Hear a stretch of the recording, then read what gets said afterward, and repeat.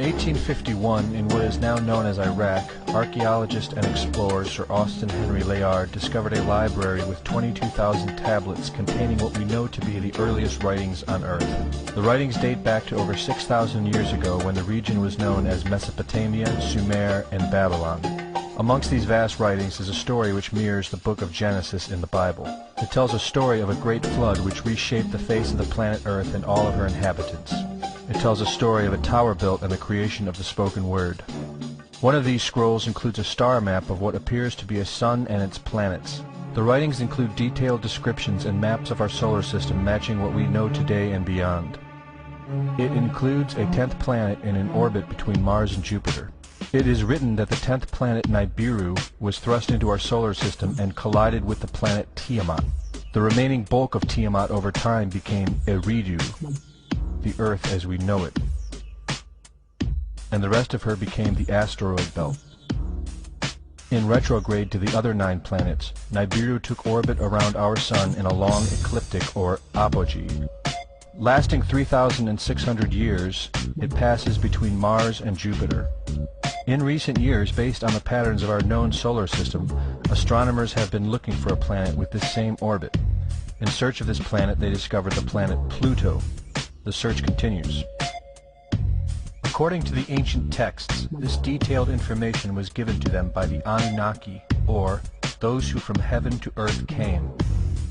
They described the Anunnaki as a reptilian race of gods which came to the earth in fiery ships from their home planet of Nibiru, the 10th planet. It is written that these Anunnaki came to the earth to mine gold and other elements to serve in protecting the atmosphere of their distant home planet. After a workers' revolt, the Anunnaki rulers began to genetically alter Cro-Magnon man to create a slave race, resulting in the human race. It was said that we were created by the gods in clay vessels. It is written that man was forbidden to depict the Anunnaki in their actual form. Just prior to the Great Flood, the bulk of the Anunnaki would return home, leaving numbers of them behind to watch over the earth. Anu was king. Assigned to Anu to heed his instructions. 300 in the heavens he stationed as a god. The ways of earth to define from the heaven. And on earth 600 he made reside. After he all their instructions had ordered, to the Anunnaki of heaven and of earth he allotted their assignments. This story of reptilian gods from the heavens creating man is not at all uncommon. It in fact can be found in most every region of our planet. In Japan, emperors claim descent from dragon gods who came from the sky. Australian Aborigines teach of a reptilian race which lives underneath the earth and governs over men. They believe they are descendants of a race of dragon human. China teaches the serpent queen Nukua interbred with man. India calls these reptilian gods Nagas and claim they seeded their royal families. Throughout the Middle East it is believed a serpent race created man. The book of Genesis tells of giants who came from the heavens to breed with the daughters of man. They are called the Nephilim. In Africa they call them Chitauri, children of the serpent. The royal kings of Africa claim descent from serpent gods who came from the sky. In South America, the Mayans teach that their ancestors were the people of the serpent. The Aztecs were said to be created by a serpent woman. In America, the Hopi Indians believe sky gods came to earth to breed with their women and refer to them as their snake brothers. The word Sioux means snakes, and Iroquois means serpents. It seems the only places you will not find this historical story is where the history has been methodically destroyed. The descendants of King Anu in Sumeria and Babylon can be traced throughout time. The pharaohs of Egypt were from the bloodlines of the Babylonian kings.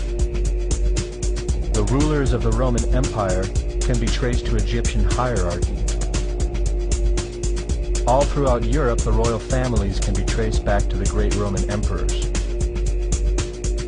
34 of the presidents of the United States are directly descended from European royalty, with the remaining 8 who are only closely related to these same bloodlines. In 1934, President Franklin Roosevelt placed the Great Seal, originally created in 1782 by the Freemasons, on the dollar bill. Represented in the Great Seal is a pyramid and the all-seeing eye, known to be used by the elusive society, the Illuminati.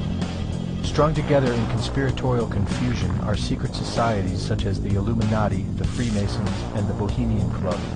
In 1917, National Geographic did a story on a place in Montreal, California called Bohemian Grove.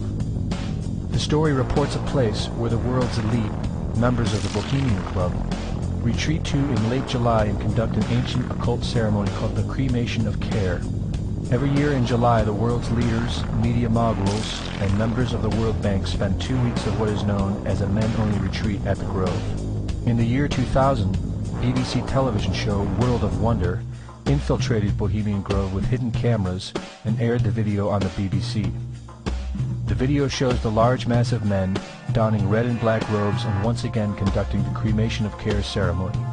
The altar is at the base of a 200-foot owl, the Babylonian symbol of the god Moloch, the god of human sacrifice. In the video, a body is delivered upriver to the altar where it is set on fire. Upon being aired, members of the Bohemian Club reported that the ceremony is a put-on, merely done for entertainment and fun. This history tells a story of our world leaders having a deep involvement in satanic tradition, worshipping our reptilian overlords, the serpent gods. It poses the possibility that we may be and have always been enslaved by our leaders, no different than sheep or cattle. There is an endless amount of information out there which supports this, but don't take my word for it.